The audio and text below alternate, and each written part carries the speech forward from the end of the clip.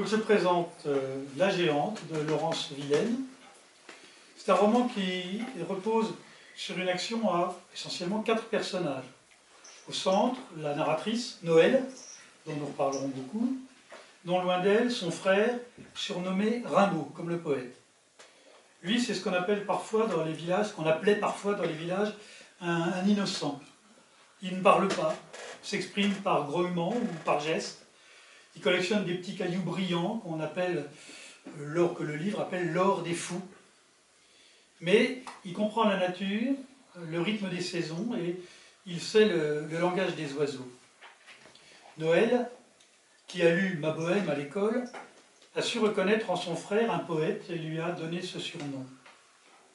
Ces deux-là habitent un village isolé, vivant sous la protection ou la menace d'une montagne, la Géante, qui donne son titre au roman et en constitue une figure centrale.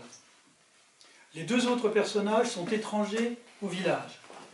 D'abord Maxime, c'est un journaliste qui a délaissé pour un temps le grand reportage pour s'installer dans la maison froide où il écrit des chroniques qu'il envoie chaque semaine à son journal. On apprend vite qu'il est malade, qu'il est venu pour combattre un cancer et l'affronter seul, loin d'une compassion qu'il refuse. Il reçoit presque quotidiennement les lettres brûlantes d'amour de Carmen, journaliste elle aussi, et qui est le 4e personnage du quatuor. Noël, la narratrice, est une femme qui n'a jamais connu l'amour, pas même celui d'une mère. La sienne est morte à la naissance du petit frère, Rimbaud. Les 2 enfants ont été recueillis par une vieille femme qu'elle appelle la tante, qui ne lui a appris que l'art de faire des fagots et de cueillir dans la montagne les fleurs et les racines dont elle lui enseigne les vertus. Et à la mort de la tante, c'est sa fonction, la fonction de Noël dans le village. D'abord à la demande de Maxime, puis sans qu'il le sache, elle va lire les lettres de Carmen et découvrir la réalité de ce qu'on appelle l'amour et qui pour elle n'était qu'un mot.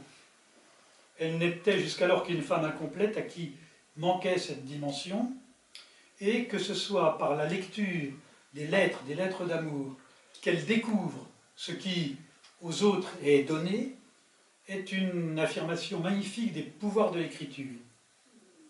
Et nous suivons peu à peu, au fil d'une lente ascension initiatique de la Géante, ce qu'a été l'évolution de Noël depuis l'arrivée de Maxime au village.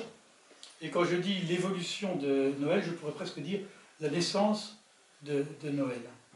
Il y a dans ce roman des péripéties nombreuses, et je n'ai donné du roman qu'un aspect qui me semble central, mais je suis très loin d'avoir donné une idée de la richesse du roman, de la variété de ses thématiques. Alors je voudrais lire un passage qui m'a paru compter parmi les plus, qui à mes yeux est un des plus bouleversants, celui dans lequel, à la suite de la lecture des lettres de Carmen, Noël découvre qu'elle a un corps et découvre une sensation pour elle nouvelle, la caresse. Je lis intégralement le passage. Un autre soir de décembre, après celui du miroir, j'ai sorti mes baumes d'immortels, les jaunes, que je prépare pour les cicatrices et les hématomes. Soigner les autres justifiait sans doute que la tante ne prenne pas soin d'elle-même. Les cales, les crevasses et la peau vieille faisaient partie de son baluchon de naissance, et elle en a fait ma dot. Assise sur le bord de mon lit, j'ai pour la première fois ce soir-là dévissé un des petits pots que je réserve aux autres, et j'ai plongé l'index dans le baume. J'ai posé et étalé une lichette sur le dos de ma main libre, qu'il a partagée avec le dos de l'autre, et elles se sont unies pour s'enduire. Chacun leur tour, mes pouces ont pressé mes paumes, fort et longtemps dans le creux. Puis mes doigts se sont massés les uns les autres, depuis la peau fendillée entre chacun, tout le long jusqu'aux ongles.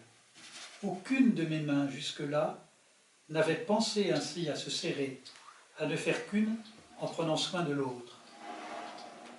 Le soir de Noël, après la soupe aux cèpes et le pain d'épices avec Rimbaud, et avant de souffler la chandelle, J'ai, comme d'habitude, retiré et accroché ma blouse à la patère, mais avant de me déshabiller pour endosser ma flanelle, j'ai suspendu le miroir par sa tresse de laine à la clé d'en haut du grand buffet.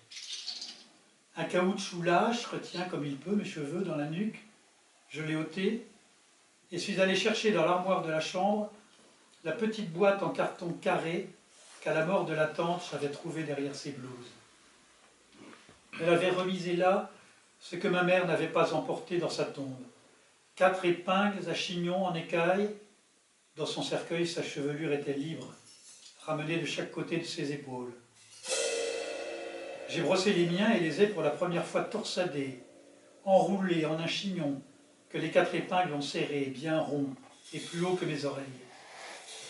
Dans le miroir, j'ai vu mon front que je ne connaissais pas si grand, et en reculant jusqu'à la table, mon buste en entier. De n'avoir pas enfanté, j'ai sans doute les hanches moins larges que celles de ma mère, et peut-être que mon regard sévère vient de mon père. Je ne sais pas ce que mes parents ont mis dans mon baluchon de naissance, et leurs visages sont trop loin pour que je puisse y trouver le moindre trait. La seule photo que j'avais de ma mère s'est perdue avec le temps, à moins que la tante, comme la promesse de notre père, l'ait un jour jetée aux flammes. J'ai de toute façon tout pris d'elle, que je n'ai jamais vu se regarder dans un miroir. En poussant un peu la table et en reculant jusqu'à la porte, j'ai pu voir jusqu'à mes jambes, que l'une après l'autre, j'ai fait pivoter sur mes gros orteils. J'ai découvert mes genoux et mes mollets. À part mes doigts que je brossais grossièrement pour les débarrasser de la terre, qu'est-ce que je connaissais de moi? J'ai pris garde, en enfilant ma flanelle, à ne pas défaire mon chignon, quand bien même j'allais me coucher et perdrais les épingles dans mon sommeil. J'ai endormi le feu et éteint les lumières, et j'ai ouvert la fenêtre sur la géante. Un vent froid m'a mordu la nuque, dégagé par ma coiffure, mais j'ai fermé les yeux, déboutonné ma flanelle, et j'ai glissé ma main qui a entendu battre mon cœur. Jamais ma main ne s'était posée là, à même la peau. La nuit n'était pas la même. J'ai respiré avec elle. La géante semblait un peu moins rude. J'ai pensé à cette femme, dont je ne connaissais ni le visage ni la voix, qui tous les soirs s'enduisait de crème pour avoir la peau douce le jour des retrouvailles et des caresses à nouveau, qui le chuchotait dans ses lettres avec le sourire et l'espoir, et offrait son aveu comme un cadeau. J'ai pensé à elle qui s'endormait en se tenant les mains pour ne pas oublier la main de l'autre. J'ai pensé à cet homme et à novembre derrière ses yeux.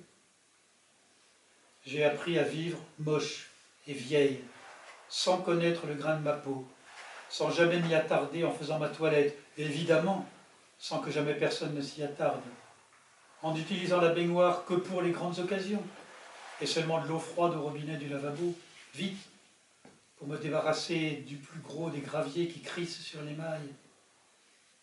J'avais copié les mains qui brûlent dans mon casier, j'ai essayé les caresses sous l'édredon, sans baiser, sans bras à étreindre, la peau se flétrit et s'assèche. J'ai reboutonné ma flanelle jusqu'en haut, me suis relevé fermer la fenêtre et j'ai serré mon oreiller. Si j'ai choisi de ne lire qu'un passage, mais intégralement, c'est pour faire entendre la beauté de l'écriture de Laurence Villaine, sa musique, sa gravité. J'ai cherché un mot qui puisse définir ce roman. Celui qui m'est venu m'a d'abord paru inattendu, mais j'y suis revenu, et je le maintiens, c'est celui de probité. Ce livre ne triche jamais, ne manipule pas le lecteur par des effets commodes, n'abandonne rien de ses exigences. Le lecteur doit se mettre au diapason de cette exigence, être attentif aux mots, accompagner le rythme des phrases ciselées. La probité est contagieuse, elle oblige, comme la noblesse. Nous ne pouvons pas nous contenter de parcourir le livre, de glisser sur les évocations de la nature, de courir de page en page, seulement soucieux de savoir ce qui se passe. Et alors la magie opère, et elle est puissante. Merci donc à Laurence Villaine de nous avoir offert ce très beau livre.